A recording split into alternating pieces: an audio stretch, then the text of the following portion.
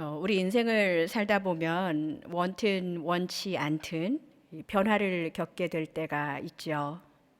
어떤 변화는 아주 서서히 자연스럽게 와서 이 변화의 불편함을 전혀 느끼지 못합니다. 휴대전화를 볼 때마다 그런 생각이 드는데요. 제가 휴대전화를 처음 가졌던 게 1998년 정도였던 것 같아요. 첫 사역지에 나갔을 때 이렇게 커다란 휴대전화를 가지고 다녔던 기억이 납니다. 그때는 정말 그냥 통화를 위한 수단, 그리고 조금 시간 확인하는 정도의 그 수단으로 휴대폰을 사용했다면 지금은 정말 삶의 일부가 되어버리고 그런 삶의 필수품이 되어버렸죠. 그 변화의 진통은 뭐 휴대전화 업그레이드 할 때 그 비용을 지불할 때 빼놓고는 그렇게 크게 느끼지 못했던 것 같아요. 이런 변화는 우리한테 그렇게 어려운 일이 아닙니다. 그런데 갑작스러운 변화를 요구받을 때가 있어요. 그냥 이대로도 괜찮은 것 같은데 그런 마음이 먼저 들어서 그 변화에 대한 이 마음의 대답이나 이 마음의 수긍을 기다리는 시간들, 이런 것들이 제법 오래 걸리는 그런 일들이 있습니다. 요즘 같은 이 팬데믹 상황에서 더 그렇죠. 내키지 않지만 해야 되는 상황들이 자꾸 생깁니다. 뭐 줌으로 순모임, 오프라인으로 만났을 때 너무 좋았었는데 줌으로 하면 뭔가 답답함을 느끼죠. 요즘은 저희가 세미나나 바이블 아카데미도 많이 하는데 그런 세미나를 하면서도 조금씩 변화에 적응을 나가기는 하지만 여전히 뭔가 좀 부족함을 느낍니다. 온라인 예배도 그렇고 또 현장 예배에 나와도 이 마스크를 쓰고 있는 것, 어떻게 보면은 우리가 완전히 다 만족하지 못하지만 그래도 해야 하는 일들을 하고 있는 거죠. 여담이지만 그 예배당 그 현장 예배를 오시면은요. 그 예배당 입구에 이렇게 거리두기를 하고 줄을 서서 들어오시면서 이제 그 자리표를 받는 그런 시간이 있어요. 근데 저는 그 예배당 앞에서 성도님들 만나기 위해서 이렇게 기다리고 있을 때 이렇게 손 세정제 있죠. 세니타이저를 이렇게 바르시잖아요. 그러면 예배당에 들어오시기 전에 다들 이렇게 손을 비비시면서 들어오시는데 그러면서 이제 사람들하고 인사를 하시면서 이렇게 이렇게 하면서 들어오시는데 그 모습이 안녕하십니까 뭐 회개합니다 하는 이 회개의 모습처럼 이렇게 잘못했습니다 하는 그런 모습처럼 보일 때가 있더라고요.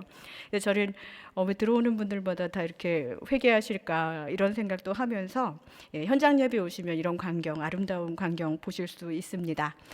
어쨌거나 정말 교회 다니면서 보지 못했던 일들 요즘 많이 변화를 보게 되죠. 아무튼 우리는 원든지 원하지 않든지 그런 변화의 시기들을 겪고 있는 것 같아요. 저는 종종 이 새로운 상황이나 이 변화의 시기를 만나게 될 때 열어보는 그 기도문이 있습니다. 여러분들도 많이 들어보셨을 거예요. 이 뉴욕 유니온 신학교의 교수로 또 윤리학자로 또 신학자로 알려진 이 라이놀드 리버의 기도문입니다. 제가 이 시간 한번 여러분들께 읽어보겠습니다. 주여, 내가 변화시킬 수 없는 일에 대해서는 그것을 받아들일 수 있는 평정심을 주시고 내 힘으로 고칠 수 없는 일에 대해서는 그것을 고칠 수 있는 용기를 주시며 그리고 이 두 가지 차이를 깨달아 알 수 있는 지혜를 허락하여 주소서. 오 주여, 나로 하여금 변화에 대해 두려워하지 않게 하소서. 네, 아직도 그 두 차이가 미묘하게 헷갈릴 때가 있어요. 왜냐하면 우리에게는 모두가 안전의 욕구가 있죠. 위협을 무릅쓴 그런 변화나 모험에 대한 그런 두려움 있습니다. 최근 이 땅의 교회들은 그 어느 때보다 이 변화에 대해서 고민해야 하고 또 기도하는 때라고 여겨지는데요. 이것을 이 안전한 교회와 또 위험한 교회의 고민이라고 해야 할까요? 제가 존경하고 사랑하는 우리 장신대 총장님을 역임하셨던 우리 임성빈 교수님이 이 포스트 코로나 시대에 이 땅의 교회가 가야 할 길에 대해서 이런 강연을 하셨었어요. 예, 교회는 안전한 곳이어야 하며 동시에 세상의 안전함을 넘어서 위험한 교회가 될 수 있어야 한다. 코로나19 이후 안전한 교회와 복음적인 삶, 즉 세상이 감당하기 어려운 위험한 신앙의 여정을 감당할 수 있는 교회를 세우기 위해서는 우리 신앙인들 한 사람 한 사람이 더욱 신앙인다운 신앙인이 되어야 함을 기억하자. 안전하지만 위험한 교회는 오로지 말씀 위에서 하나님의 나라와 의를 무엇보다 앞세우는 교인들, 복음의 공공성과 차별성을 삶으로 실천하는 교인들이 건강한 교회를 세우는 과정에서 오는 결과임을 기억하자. 이런 발제를 하셨던 것이 기억이 납니다. 여러분, 세상이 감당하기 어려운 위험한 신앙의 여정, 이것을 감당할 수 있는 교회란 어떤 교회를 말하는 것일까요? 안전하면서도 위험한 교회라는 말의 역설을 오늘 이 본문을 통해서 한번 묵상해 봤으면 좋겠습니다. 어느 시대든 교회가 당면했던 안전의 문제들은 있었던 것 같아요. 지금 우리 시대는 이렇게 물리적인 이 바이러스로부터의 이 안전이 위협당하고 또 이단 사상, 또 교회 안에 분파주의 같이 이렇게 보이지 않는 위험성들도 있고 또 외부의 또 비난과 여러 가지 박해들도 사실은 있습니다. 사도행전의 초대 교회 역시도 이 외부로부터의 이 물리적인 그런 박해와 함께 이단 사상의 침투 같은 영적인 싸움들이 있었지요. 그런데 오늘 문제는 조금 난해합니다. 그리스도인들에게 가장 위험하고 또 위협적인 인물이라 여겼던 이 핍박자 사울, 나중에 바울이 되지요. 이 핍박의 아이콘, 핍박의 선봉 주자를 핍박받던 공동체가 받아들여야만 하는 상황이 되었습니다. 외부의 박해도 힘겨워 죽겠는데 저 사람 받아줬다가 그나마 안전했던 우리 공동체마저도 위험한 일이 생기면 어떻게 하나 하는 안에서의 그 안전함을 잃어버릴 것 같은 그것에 대한 걱정과 두려움이 초대교회 공동체 내에 있었다는 것입니다. 오늘 본문 26절이 그 긴장감을 느낄 수 있죠. 26절을 보겠습니다. 사울이 예루살렘에 가서 제자들을 사귀고자 하니 다 두려워하여 그가 제자됨을 믿지 아니하니. 이 예수 그리스도의 제자들, 담대하게 하나님 나라를 전하는 이 사도라 불리는 그 사람들도, 이 복음을 위해 두려움을 무릅쓰겠다고 헌신한 그 사람들도 그 사도 바울, 이 사울을 보면서 그냥 핍박자로 생각하는 거죠. 그들 역시도 회심한 핍박자와의 만남에서 그 이전에 좋지 않았던 경험들과 그에 대한 좋지 않았던 소문들과 이런 것 때문에 우리 공동체 안으로 받아들이는 그 변화에 대해서는 불편함과 두려움이 있었던 것입니다. 예루살렘 교회의 사도들에게 사울을 공동체 안으로 받아들이는 일은 상식적으로 납득될 수 없을 만큼 어려운 일이었었던 것 같아요. 누군가의 개입이 없이는 이 안전한 공동체 안에 위험한 인물의 등장을 해결할 수 없어 보이는 그런 상황이 되었습니다. 그런데 그 다음 절에 바나바라는 사람이 등장을 합니다. 하나님은 이 바울 스스로의 노력으로 그의 제자됨을 다른 제자들이 받아들이도록 하신 것이 아니라 사람 한 명을 불러주시죠. 바울을 대변할 만한 사람을 불러주십니다. 바울은 핍박자로 그렇게 활동할 때는 바울이 혼자서도 굉장히 많은 활약을 했었지요. 바울이 다메섹 도상에서 예수님을 만났을 때를 한번 생각해 볼까요? 예수 믿는 자들을 아주 발빠르게 색출해서 잡아들이고 그런 열심히 충만했던 시절이었습니다. 예루살렘에서 그 다메섹까지의 거리가 한 240km 정도 된다고 하고 걸어서는 5박 6일 정도는 가야 하는 그런 거리인데도 종횡무진 예수 믿는 자들을 잡아들였습니다. 바울은 이미 다메섹 도상에서 예수님을 만났고 그리고 그가 눈이 잠시 보이지 않게 되어서 또 그를 안수한 아나니아와의 만남, 그 모든 과정을 통해서 그가 느꼈던 것은 열심히 살기는 살았지만 예수 없는 종교적인 열심이 얼마나 헛된 것인지를 이미 알고 있었던 것 같아요. 진리가 아닌 것을 위해서 최선을 다해서 살았던 삶이 얼마나 허망한 삶인가를 그가 몸소 느꼈을 것입니다. 내 힘으로 하나님 없이 열심히 무언가 했던 그 모든 행위들이 죄된 일들이었다. 그렇게 인간의 죄된 몸부림에 대한 회의적인 생각들도 들었을 것입니다. 그러나 아무리 그 안에서의 그런 회심과 그런 새로워짐이 있었다고 해도 예루살렘에 있었던 예수님의 제자들의 눈에는 바울은 여전히 위험한 그 이전의 핍박자였었던 것입니다.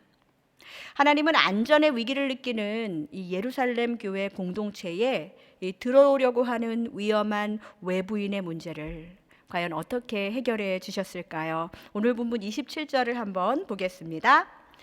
바나바가 데리고 사도들에게 가서 그가 길에서 어떻게 주를 보았는지와 주께서 그에게 말씀하신 일과 다메섹에서 그가 어떻게 예수의 이름으로 담대히 말하였는지를 전하니라. 바울 스스로가 이 회심 사건들을 이야기하는 대신에 바울을 대신해서 이 바나바가 바울을 대변하게 되지요.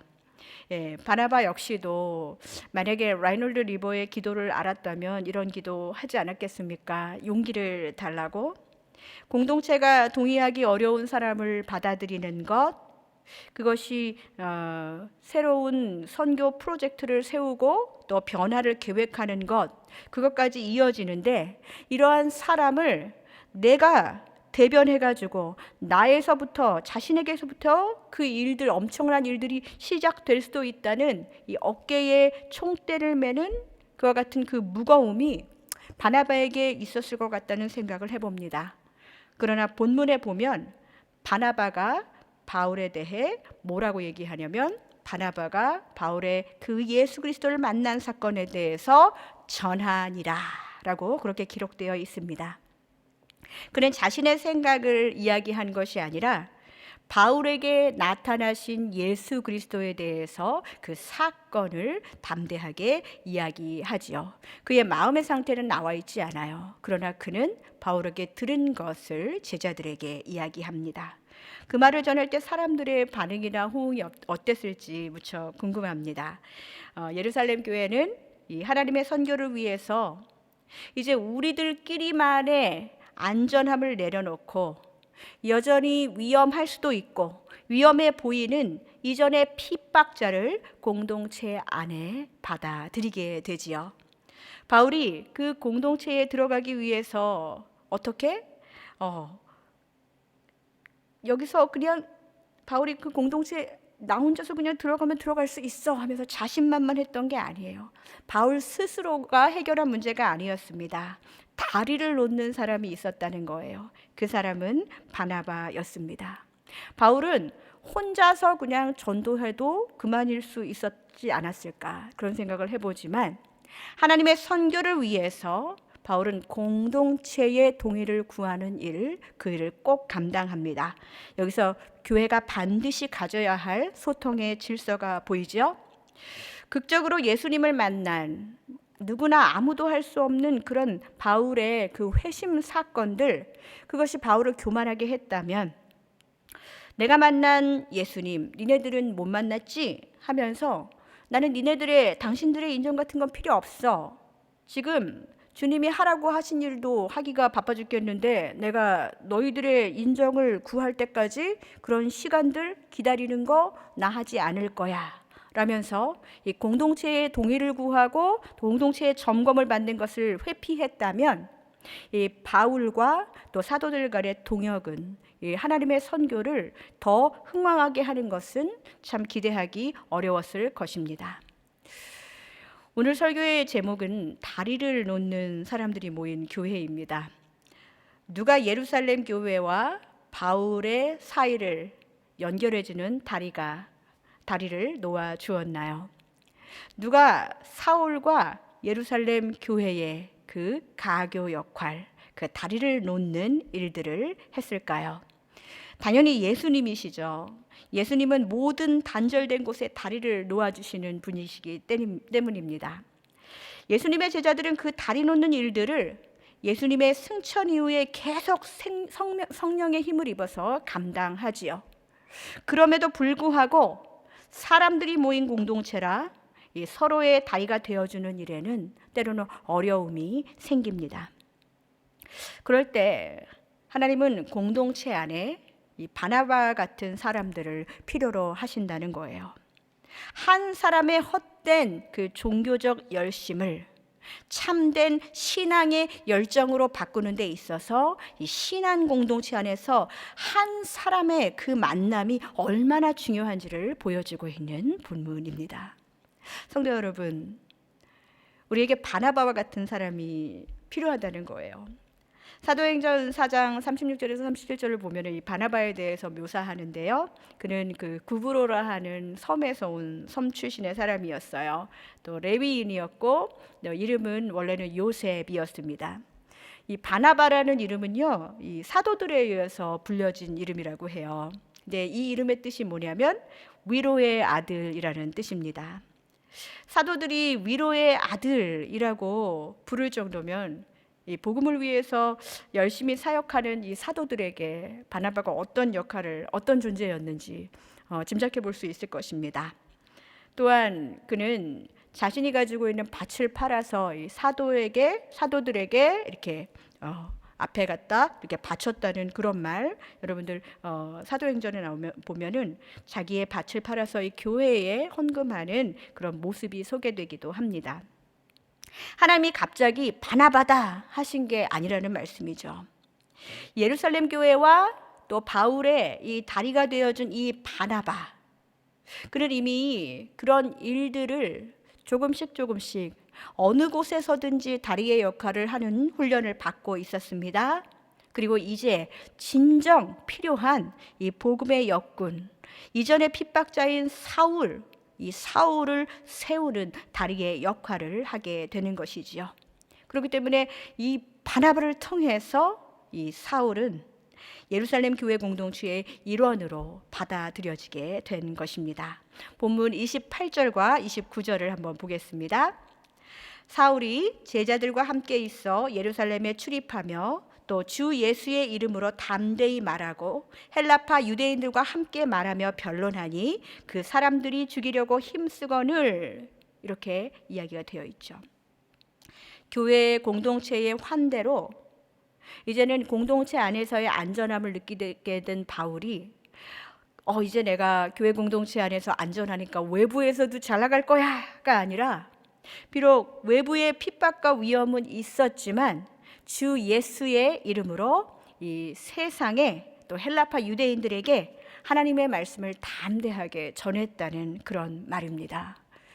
우리 안에 공동체의 사랑으로, 또 사랑으로 서로 용납하고 또 환대했을 때 우리 안에서 정말 받는 그 힘으로 외부의 어려움들을 넉넉히 이기는 그런 교회 공동체의 아름다운 모습이지요. 다리를 놓아준 한 사람, 이 바나바, 다리를 건너오도록 환대하는 공동체, 일단 예수 그리스도의 이름으로 이것들을 그 이름으로 단단하게 묶인 이 공동체의 연합은 이 전도자를 죽이려 힘쓰는 외부의 위험에도 불구하고 굉장히 놀라운 일들을 보여줍니다. 오늘 본문 31절에 그와 같은 이야기가 나오는데요. 그리하여 온 유대와 갈릴리와 사마리아 교회가 평안하여 든든히 서가고 주를 경외함과 성령의 위로로 진행하는 수가 더 많아지니라. 이것이 진정 하나님이 디자인하시고 꿈꾸는 교회의 모습인 것 같아요. 그런데 사울이 예루살렘 교회까지 오도록 도와준 이 다리는 바나바뿐이 아니었어요.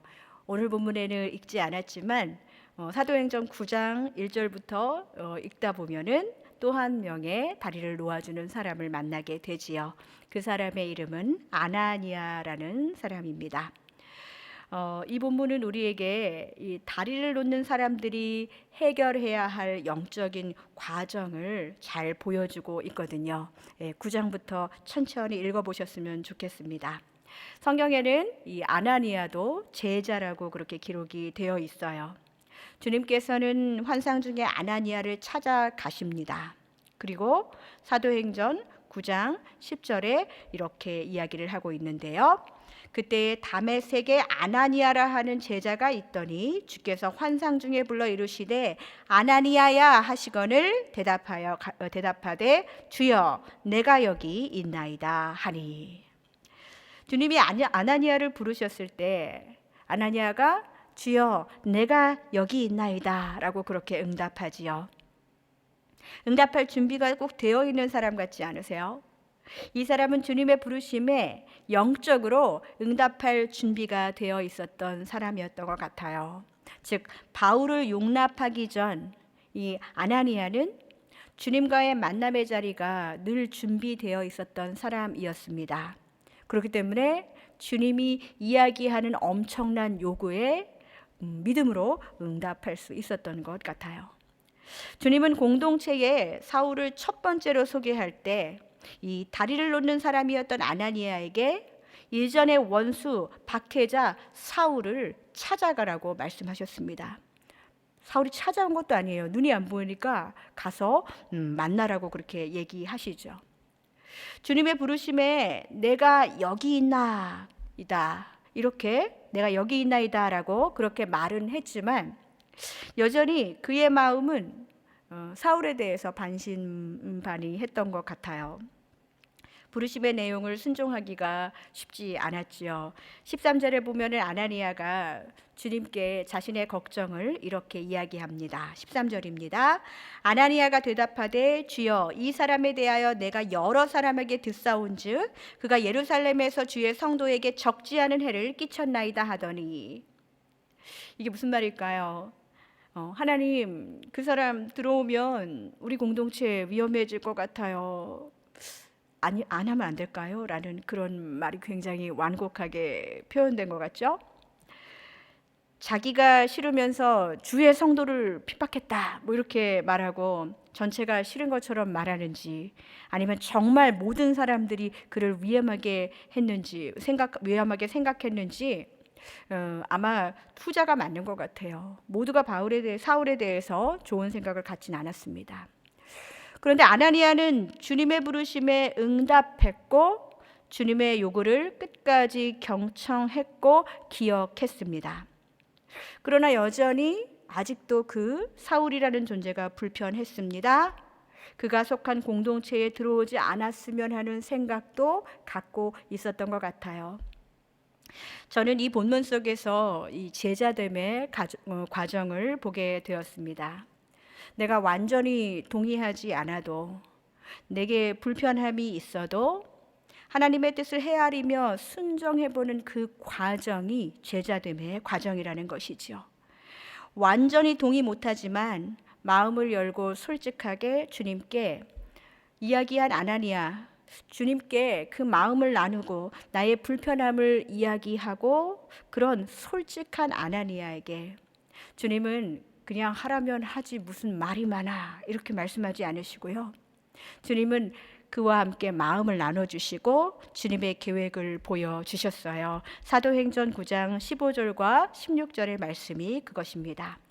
가라, 이 사람은 내 이름을 이방인과 임금들과 이스라엘 자손들에게 전하기 위하여 택한 나의 그릇이라. 그가 내 이름을 위하여 얼마나 고난을 받아야 할 것을 내가 그에게 보이리라.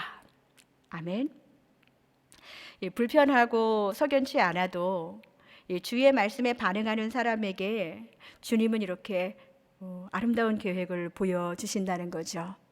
바울도 이방인들을 위해서 그 나라들을 위해서 내가 택한 나의 그릇이야. 그가 가야 할 길, 그 길도 만만치 않아. 그도 고난의 길을 가게 된단다. 어서 그를 환대해 주렴. 예수님 그렇게 부탁하신 거예요. 아나니아가 그 이야기를 들었을 때 어떤 느낌이었을까요? 박해하더니 결국 고난을 받는 거야? 그럼 받을 때까지 치를 거야? 뭐 이런 생각으로 그를 받아들였을까요? 아니었겠죠. 주님은 제자를 삼으실 때 이 서로와 서로를 연결해야 할 그 다리, 그 다리를 놓게 하실 때 우리가 무엇을 위해서 기도해야 할지를 분명히 알려주십니다. 제자를 하면서도 또 제자됨을 배운다 하면서도 여전히 우리 공동체 안에서 그냥 나를 가만히 그냥 안전하게만 놔뒀으면, 그렇게 안전하게만 있기 원하는 그런 나의 연약한 모습을 아나니아는 봤던 것 같아요. 우리는 이와 같은 나의 아나니아의 모습 속에서 내 자신의 연약함을 봐야 할 것입니다. 주님이 말씀하셨지만 담당해야 할 모험과 새로운 도전에 대해서 하나님, 나는 아직 준비가 안 되어 있습니다. 솔직하게 고백할 수 있어야 돼요. 내 죄된 자아가 갖는 그 사랑과 용서와 화해와 또 새로운 것을 하는 것에 대한 모든 불편함을 주님 앞에 솔직하게 고백해야 합니다. 그렇게 기도하면서 불완전한 나의 모습을 아뢰일 때, 그때 하나님의 은혜의 장막이 드리워지는 겁니다. 내가 불편한 그 존재에 대한 그 긍휼한 마음을 갖게 되신다는 거예요. 아나니아에게 주님의 계획, 바울을 향한 주님의 계획을 말씀해 주셨을 때, 그도 역시 주님을 위해 살아갈 주님의 그릇이구나 하면서 그에게도 긍휼함, 서로에 대한 긍휼한 마음이 생겼을 것 같아요. 너나 나나 같은 예수를 위한 공동의 목표, 하나님 나라를 위해서 사는 사람들이라는 그런 연합함, 그 일체감을 아나니아에게 깨워주셨습니다. 제자들의 가정이라는 건 이런 것입니다. 그 길을 걸으면서 고난도 감내해야 하는 사람들이 하나님에게 정말 하나님이 주시는 그들의 연합과 일치에 대한 동지의식, 이것이 필요하다는 거예요. 그러면서 그 불편함이 어느덧 긍휼함으로 변하고 그 긍휼함을 입은 사람들이 안전하게 공동체에 들어오게 되는 것이죠. 사도행전의 저자 누가는 이 과정을 전하고 싶었던 것 같아요. 마침내 아나니아는 바울에게 주님의 말씀에 순종하는, 아니 굴복하는 그런 안수를 하게 되지요. 그리고 말합니다. 여기가 굉장히 중요한 대사예요. 형제 사울아, 형제 사울아. 속된 말로 그냥 게임 끝났습니다. 아나니아가 바울을 형제, 아델포스, 형제요, 형제 사울이요, 그렇게 부르고 있는 것입니다. 주님이 사울에게도 아나니아에게도 나타나 주셔서 먼저 다리를 놓아 주셨어요. 마침내 핍박자와 핍박을 받는 자 모두가 예수 아래서 연합이 되는 모습입니다. 형제 사울아. 적개심이 무너지는 순간입니다. 평생 용서가 안 될 것 같은 마음의 분노와 이 어려움과 불편함이 해결되는 순간입니다. 이 한마디로요, 형제 사울아. 바울은 그의 모든 사역을 통해서 아나니아와의 첫 만남을 오래 기억했을 것 같아요. 예루살렘에서 바나바를 만났을 때도 주님이 개입하실 것을 믿고 신뢰했을 것입니다. 그렇기 때문에 바울은 기다렸죠. 아니야, 내가 그냥 너네들 없이, 너네들의 그런 교회에 아무런 펄밋 없이도 나는 하나님을 할 수 있어, 나는 직접 하나님이 보여주셨어 라고 먼저 이야기하지 않습니다.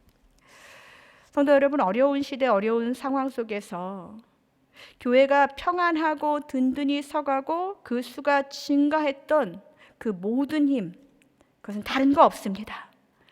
공동체 안에서의 화해, 용서, 예수 그리스도가 하신 어려운 화평의 길을 우리 죄된 인간 본성으로 100% 납득하지 않아도 그분을 믿고 순종으로 나아갈 때 교회는 엄청난 힘을 받는 것입니다.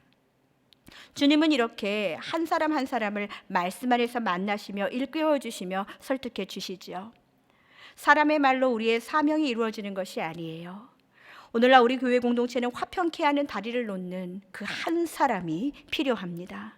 아나니아와 바울같이 우리의 소원은 여전히 안전한 사역이지만 주님이 주시는 위험한 소명에도 쓰임받을 수 있는 내가 되어야 함을 기억해야 합니다. 지금 우리 주변을 한번 바라보세요. 점점 다리가 끊어져가지고 자기들만의 섬에서 그냥 끊어진 다리를 원하지도 않고 다리를 놔야 되겠다는 생각도 아니고 다리를 필요로 하는 사람도 없이 그냥 스스로 고립된 나라를 세우면서 외롭게 생명 없이 살다가 그냥 죽어가는 그런 수많은 인생들이 오늘도 있다는 것입니다. 누가 다리를 놔달라고 하지 않아도 주님이 시키셔서 그 위험한 작업을 하는 것입니다. 당대의 의인이었던 노아를 기억하십니까? 노아를 이야기할 때 의인, 이 blameless among the people이라고 그렇게 성경은 이야기하죠. blameless가 뭡니까? blame을 less 하는 거죠. 비난을 당하지 않는 거예요. 그런데 노아가 방주를 짓기 시작하면서 그의 고귀한 닉네임에 less가 떨어졌을 것입니다. 블레임 당하는 사람들이 됐을지도 몰라요. 그럼에도 불구하고 노아는 방주를 지었고 마침내 하나님의 구원의 역사를 보게 되었습니다. 성도 여러분, 하나님의 사랑, 하나님이 기뻐하시고 하나님이 꿈꾸시고 하나님이 디자인하신 교회는 누가 다리를 놔달라고 하지 않아도 진정으로 하나님이 놓으시겠다 하면 그것에 순종하며 나아가는 그런 많은 다리 놓는 사람들이 필요하다는 것이죠. 여러분, 뉴욕의 브루클린 다리 가보셨나요? 이 스파이더맨 영화에서 종종 봤었는데 제가 미국에 살기 전에 뉴욕을 이렇게 여행하려고 관광정보 책을 봤었을 때가 있었는데요.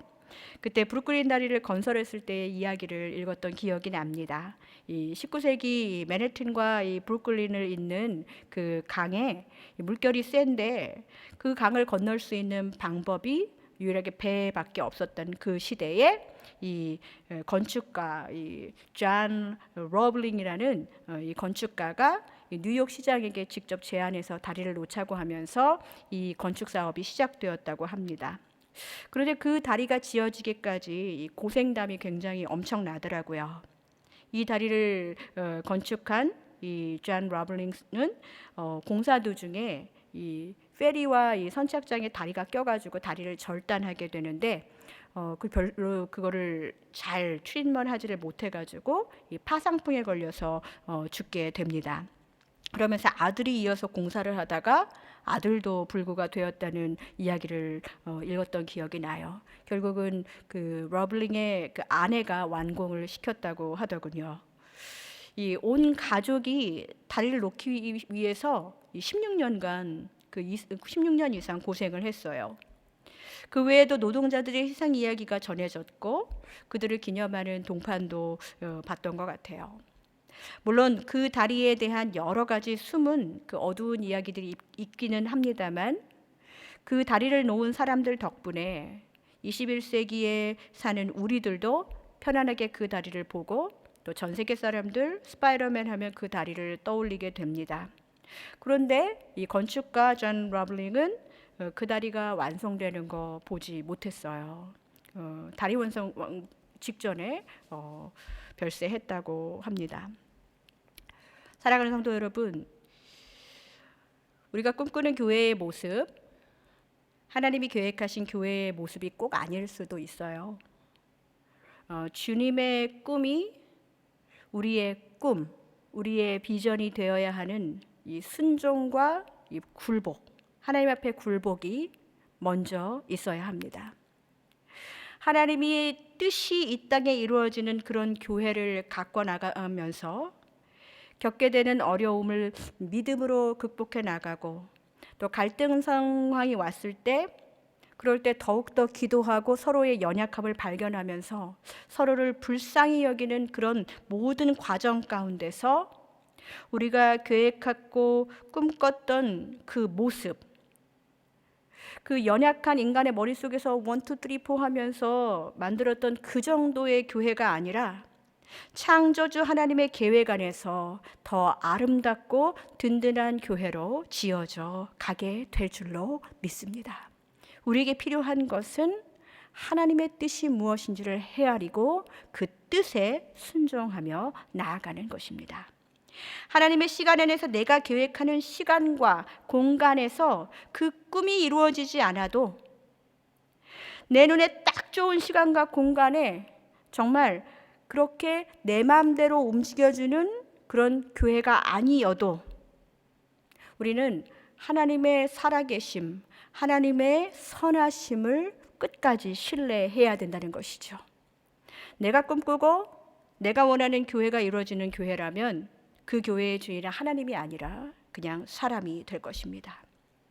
사람이 보기에 보암직도 하고 먹음직도 한 그 사람의 연약한 시선과 기준으로 본 이 신앙 공동체의 안전함이 하나님 보시기에는 위험할 수 있다는 것입니다.